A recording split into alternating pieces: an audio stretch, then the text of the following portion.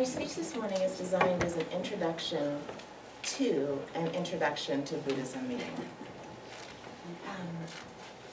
So, if you came here looking for the little fat man, then you might have come to the wrong place.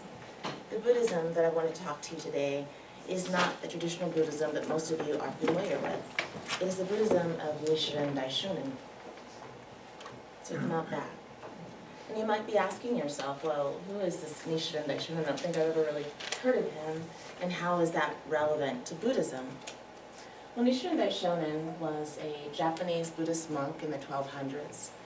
There were a lot of horrible things going on in Japan at the time, a lot of natural disasters. And he asked himself, why are the people still suffering?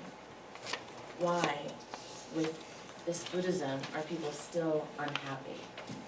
And his understanding, after a great deal of study, Nichiren actually wanted to become the wisest man in all of Japan, was that people were not practicing correctly.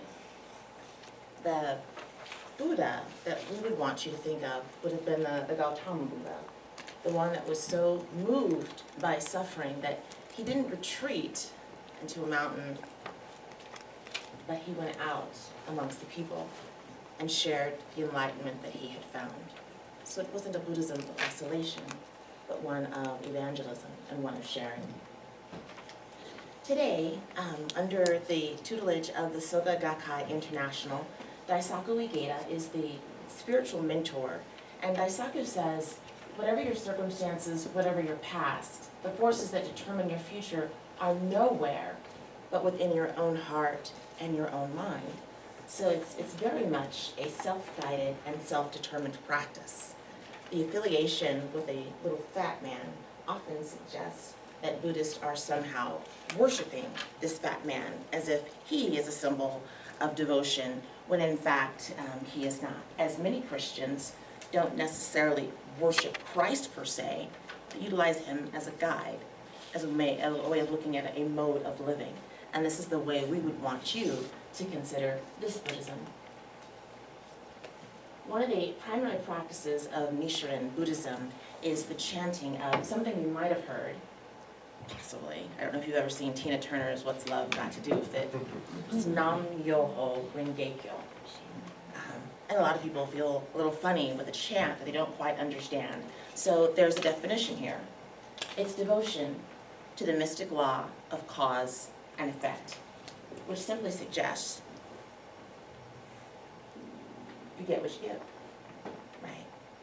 You get out of it whatever it is that you put into it. It's a very simple, very basic law, much like the law of karma, right? Which suggests that what goes around comes around. I used to be a little frightened of this devotion to the mystic law of cause and effect.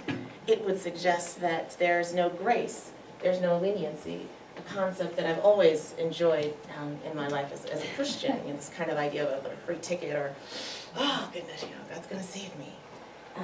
Well, there's something similar in Buddhism. As we chant for others through this practice of Nam Myoho Renge Kyo, we chant for a higher life condition, we chant for the happiness of others, there's always a possibility that others are chanting for your happiness. And so we're not only propelled by this wave of our own practice, of our own goodwill, but a wave of goodwill that is encompassed by others as well.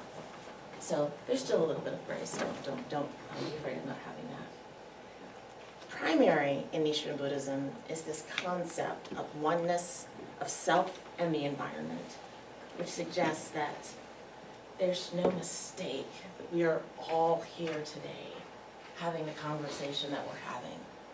Now, even the fact that I'm following a very challenging speech by our club presidents, which suggests that there is a higher level of excellence that we can all aspire to, and that I would get to be the shining example of room for improvement. There's no mistake in all of that. There is a oneness of self and the environment. One of the reasons why I love this practice, because it allows us to have the perspective, see what's going on in the world, and understand the role that we're playing in it as well. Sometimes painful.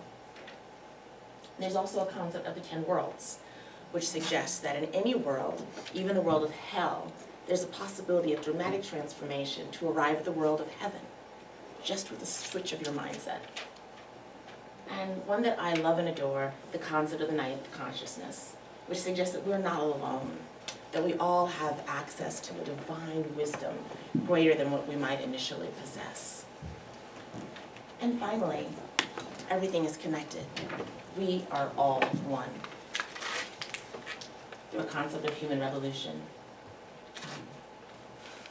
And if you could summarize all of this into one small point, it would be that the most powerful weapon on earth is the human soul on fire. As we continue to evolve and strive to be better people, as we continue to arrive at the highest expression of ourselves, it's a never-ending revolution. And not necessarily one that's violent, but one that continues. So I hope I've piqued your interest a little bit about what you can learn through Nichiren Buddhism. It certainly hasn't been my intention to share all of it with you, but to inspire you and to invite you on a journey that will never end.